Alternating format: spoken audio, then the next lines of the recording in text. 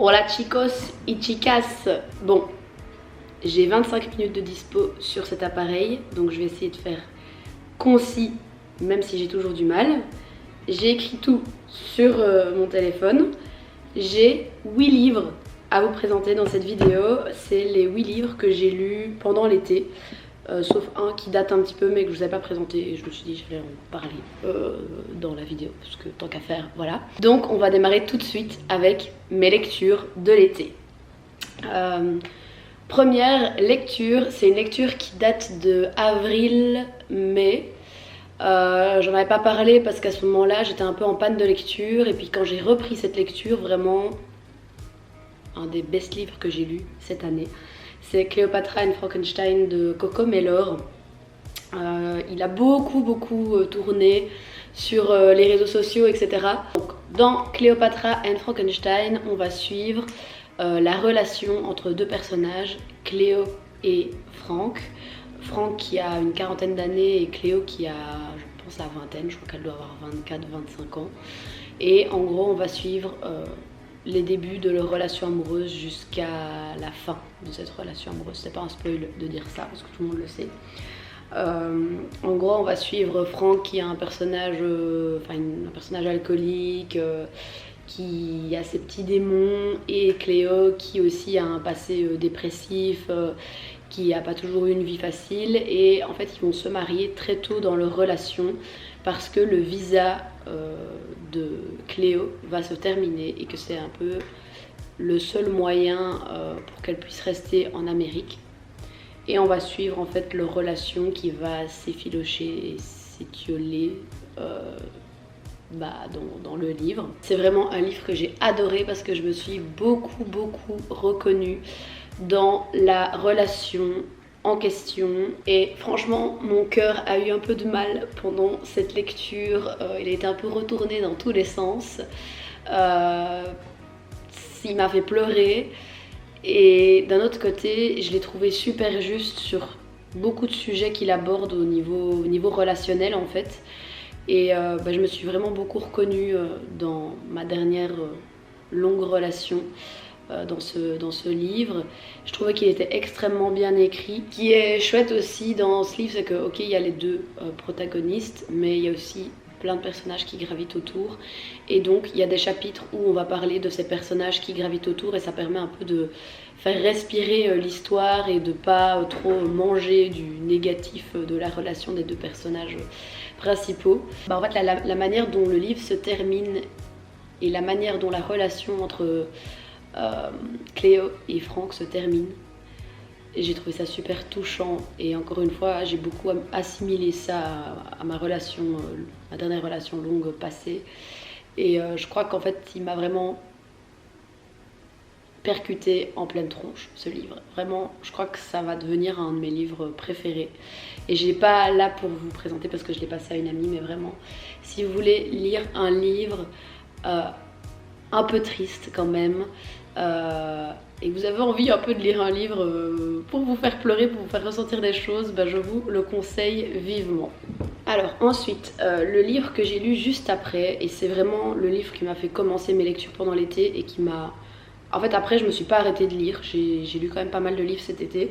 C'est le livre Relations de Alexis Alvarez.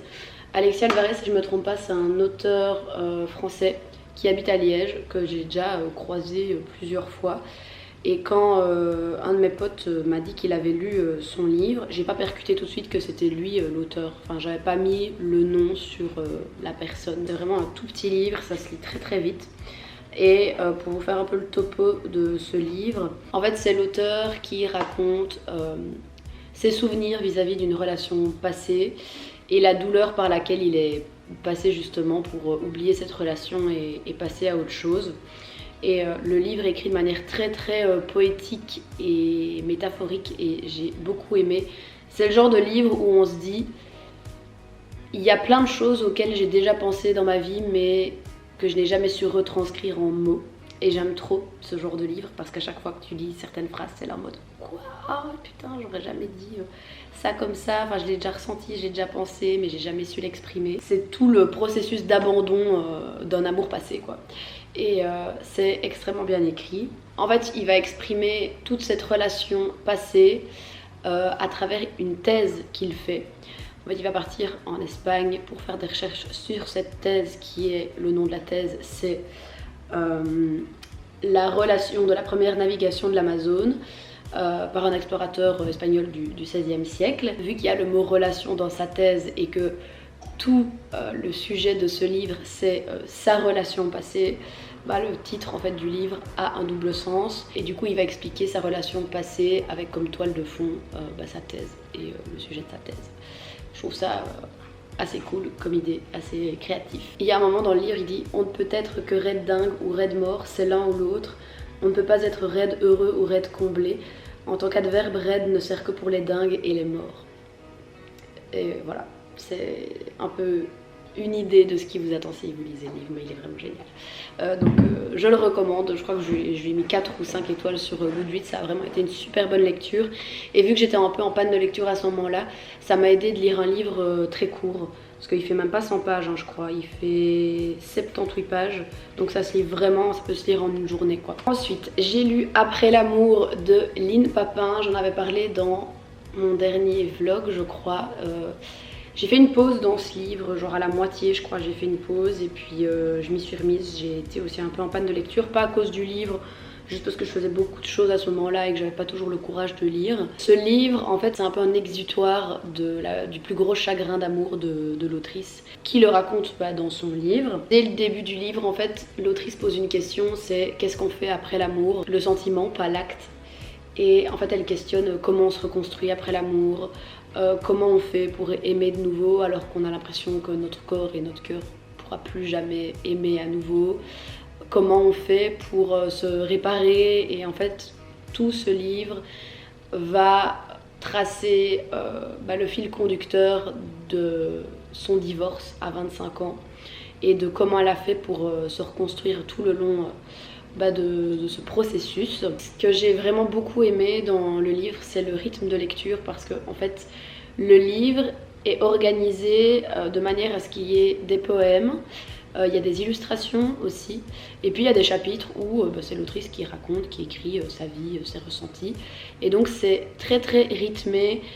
Les chapitres où c'est vraiment elle qui raconte sont en général courts, donc ça se lit aussi très rapidement.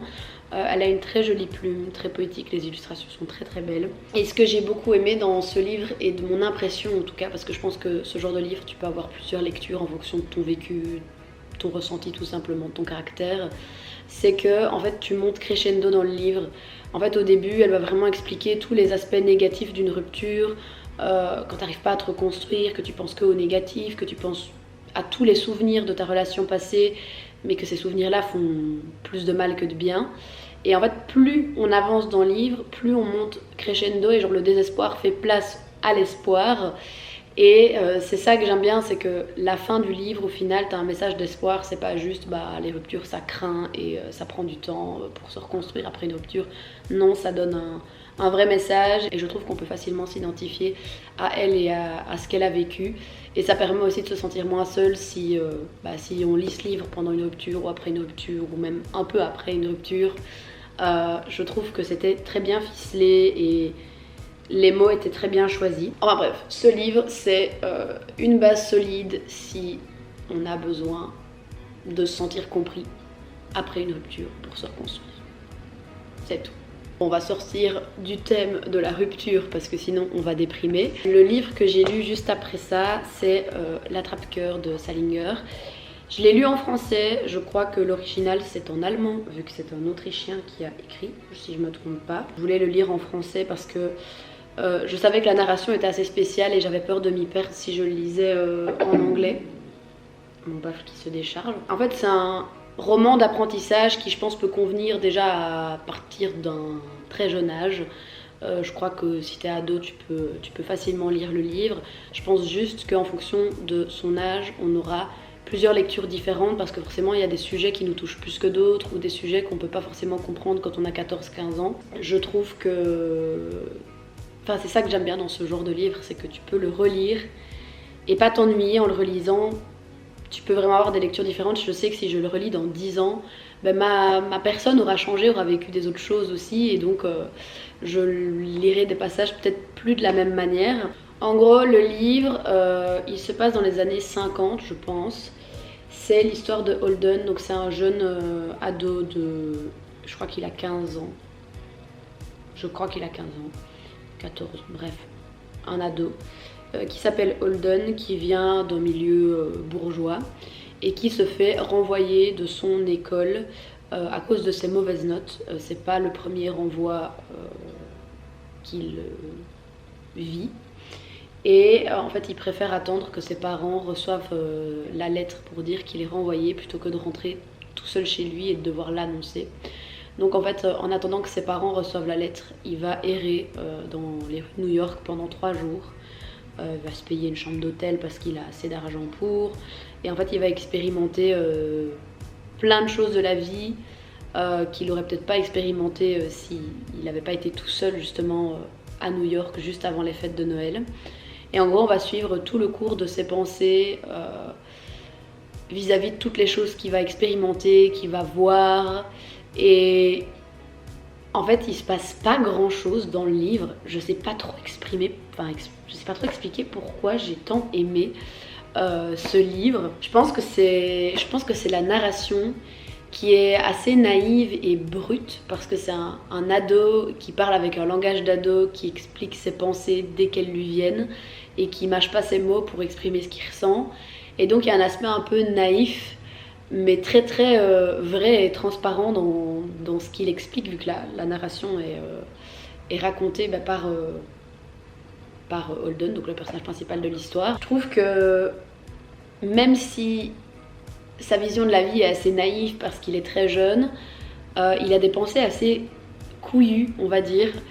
Il y a déjà plein de choses de la vie qu'il capte et qu'il comprend et qu'il exprime de manière, en fait, sans mâcher ses mots, de manière très simple, qui m'ont fait beaucoup rire. Moi, le livre m'a fait pas mal rire à ce moment-là. C'est très ironique aussi, c'est très cynique. Je sais que quand le livre est sorti, il a été censuré, je sais plus dans quel pays, mais parce que on traite de sujets de la société qui plaisent pas à tout le monde quand on en parle.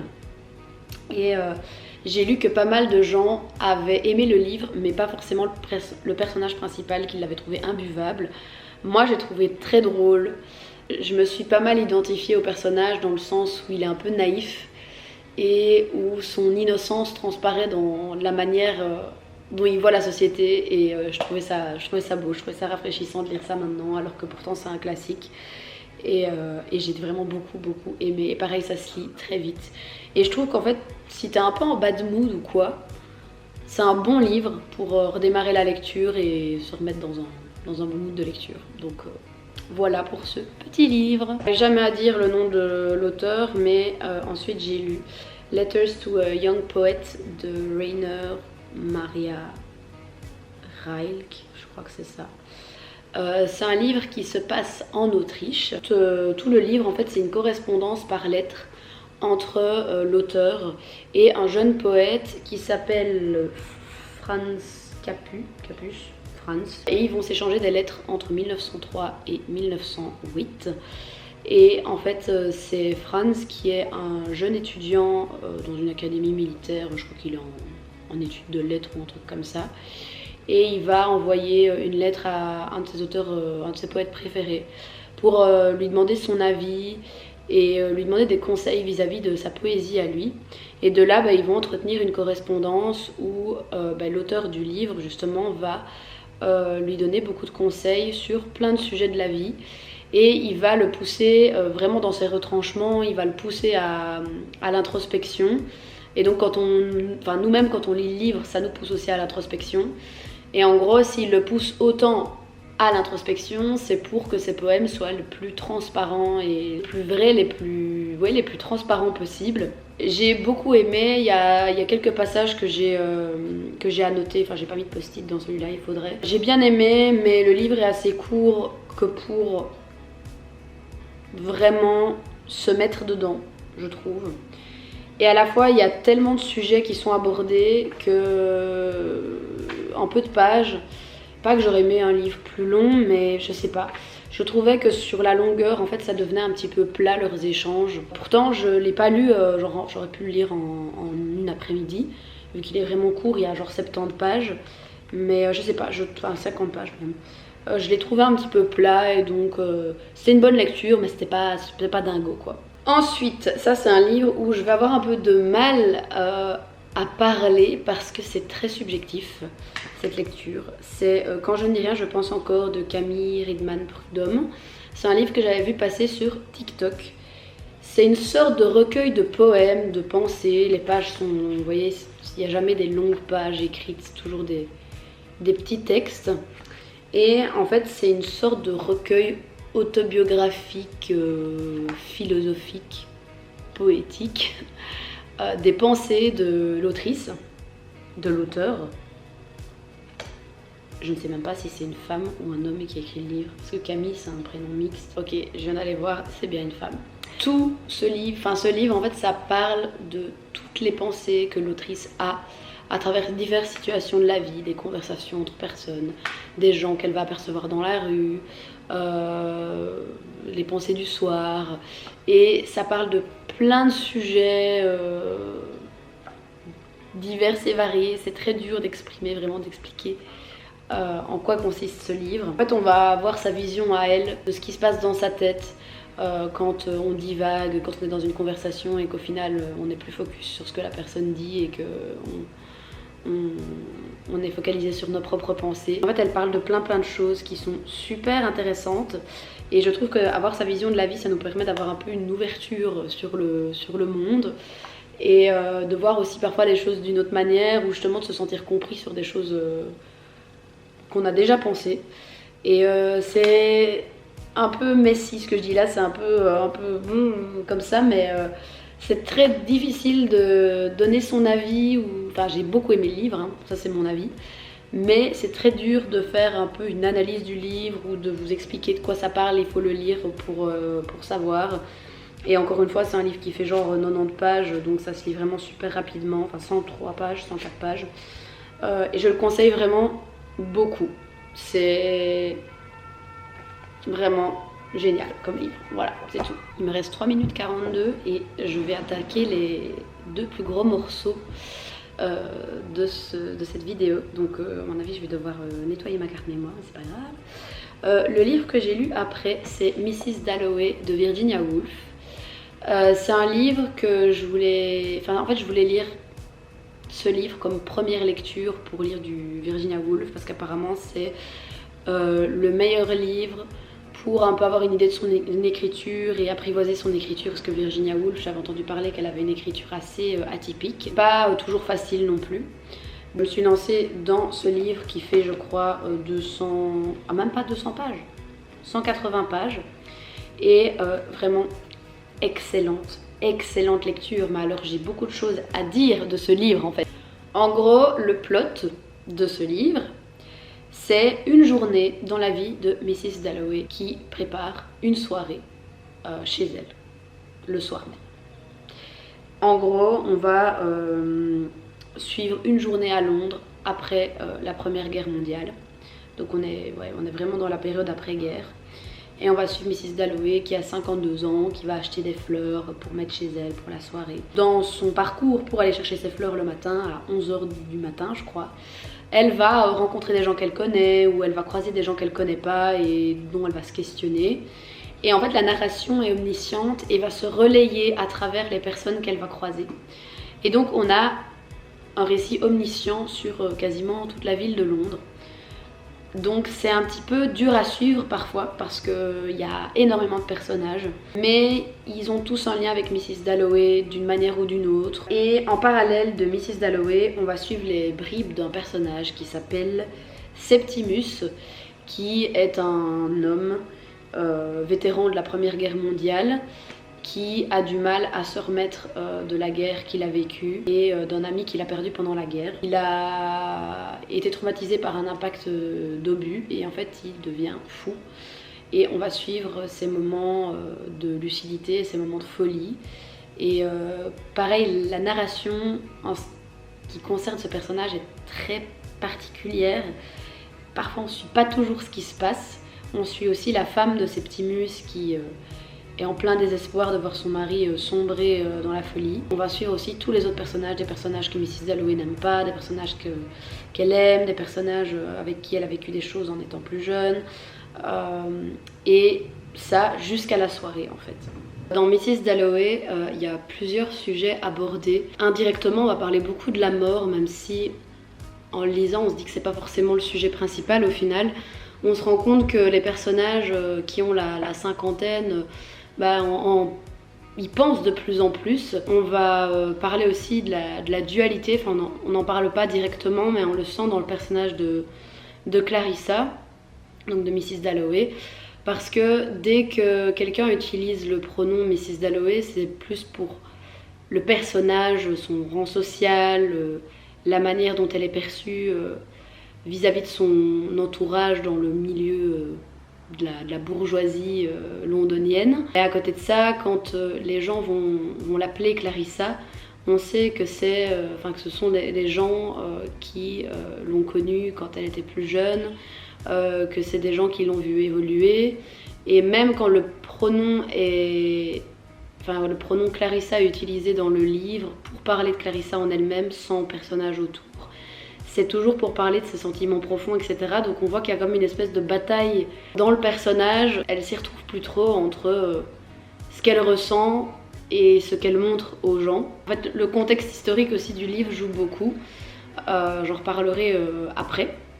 Au niveau de la narration, en fait, le fait de lire une écriture qui n'est pas traditionnelle, je crois de ce que j'avais entendu parler de l'écriture de Virginia Woolf, c'est que pour l'époque, elle était perçue comme une écrivaine impressionniste parce qu'elle était en avance sur son temps dans la manière dont elle écrivait. Parce qu'en fait, ça part un peu dans tous les sens, mais au final, il y a toujours un fil conducteur, mais c'est pour ça que c'est pas forcément facile à lire.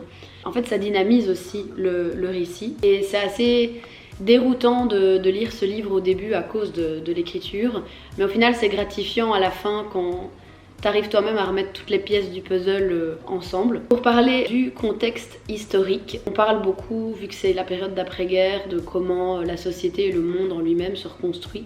On parle aussi beaucoup de la société anglaise du XXe siècle, ça j'ai beaucoup aimé. Je sais pas, j'aime trop cette ambiance et je trouve que c'est hyper enrichissant au niveau de la culture anglaise de l'époque. On parle aussi beaucoup des conflits politiques que ça a engendré, en fait, la guerre, enfin, juste l'entre-deux-guerres, quoi. Et en parlant du contexte historique, en fait, le livre est bourré de références culturelles de l'époque. Si t'as pas toutes les références, tu comprends pas toujours. Moi, je sais qu'il y a quelques trucs où j'ai un peu décroché, parce que forcément, même si je me renseigne quand même historiquement, etc., c'est pas mon époque, donc en fait, je connais pas tout.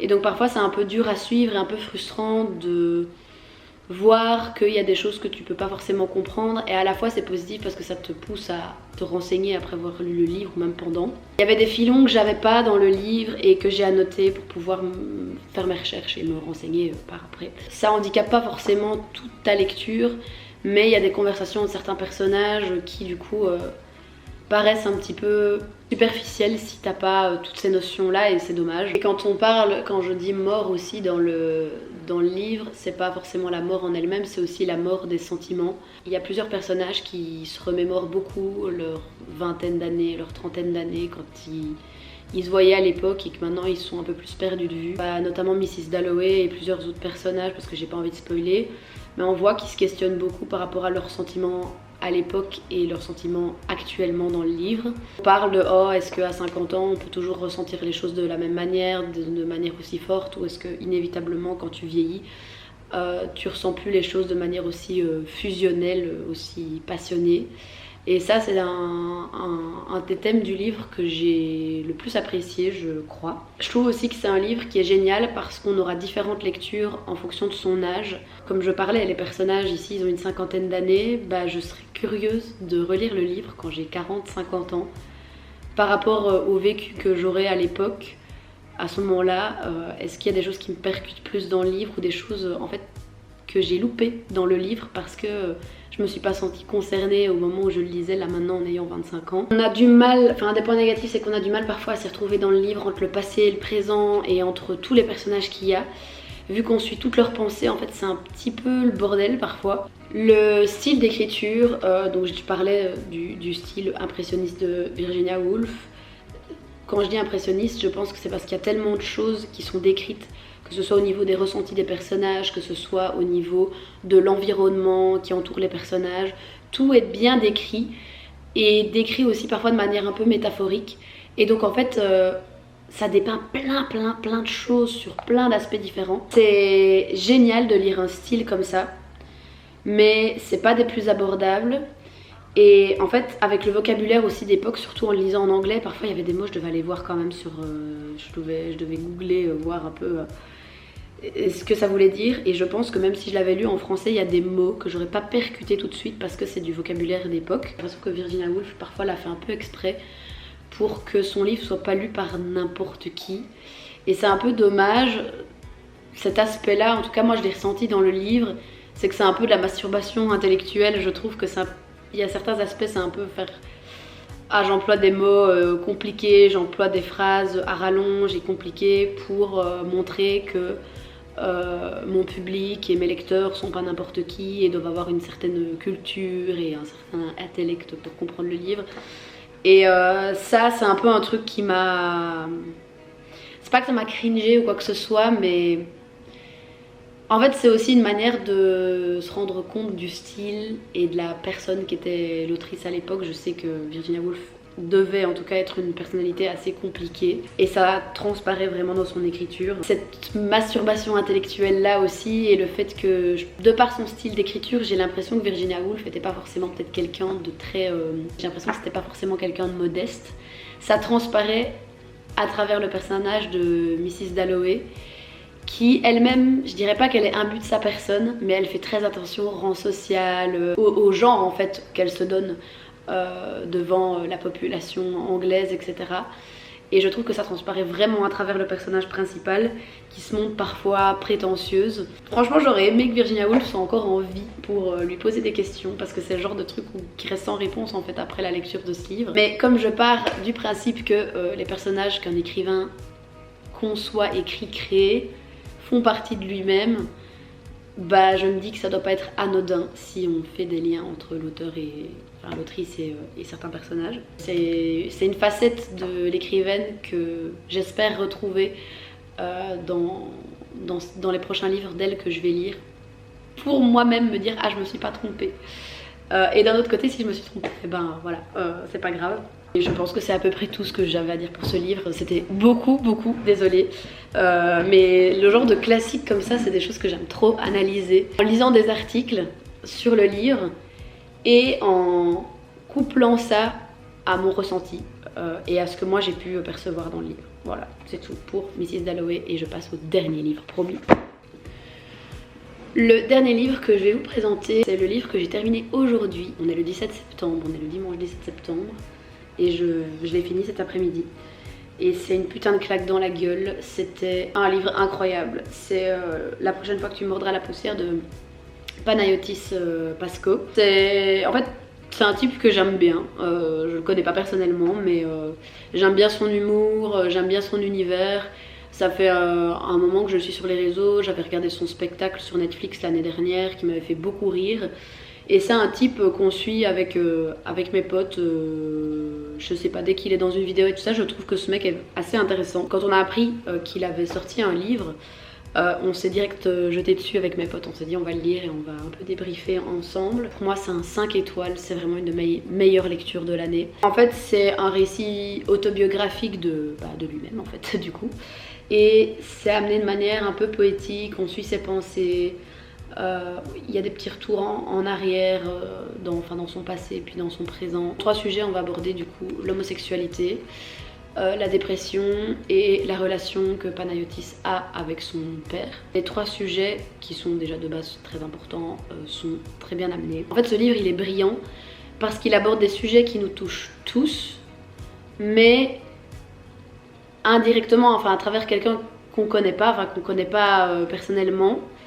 Mais en sachant que c'est un récit qui est vrai, que l'auteur existe vraiment, que c'est sa vie, que voilà, ça rend tout encore plus crédible, encore plus réel, mais ça te percute encore plus que si c'était juste un récit avec des personnages et que c'était fictif. Tous les sujets qui sont abordés, c'est genre la relation qu'on peut avoir avec nos parents, la relation qu'on peut avoir avec nos amis, l'orientation sexuelle, la dépression, toutes les pensées anxiogènes qu'on peut avoir, l'attachement. Il y a plein de sujets qui sont abordés de manière très juste. Pour avoir le même âge que Panayotis, je trouve que la manière dont il abordait la manière dont on est lancé dans l'âge adulte à 25 ans, enfin moi ça m'a beaucoup touchée en fait parce que c'est plein de pensées que j'ai déjà eues. La dépression aussi qui est abordée de manière, j'ai pas envie de dire brutale, mais en fait il mâche pas ses mots quoi, il explique vraiment tout son ressenti, tous les aspects négatifs, tout ce que ça peut engendrer sur ta personne. Tu te sens moins seul et le fait de se dire que la personne existe vraiment et que c'est vraiment quelque chose qui lui est arrivé,